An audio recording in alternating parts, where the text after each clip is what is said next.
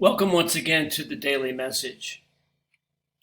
The phrase that I'd like to focus on today, just for a minute, is the one that appears after the daily meditation. It says, "Rid yourself of all your sins and make a new heart and a new spirit."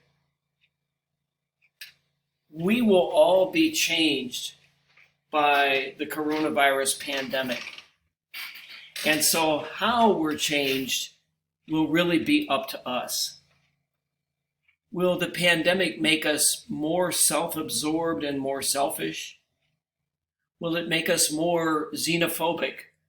Will it make us more tribal, more closed in on ourselves as individuals, families, and as a nation?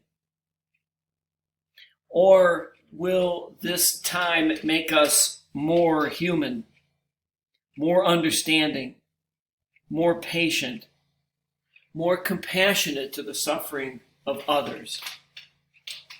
The choice will be ours. Thank you so much once again for watching. Stay safe, stay healthy, and have a good day today.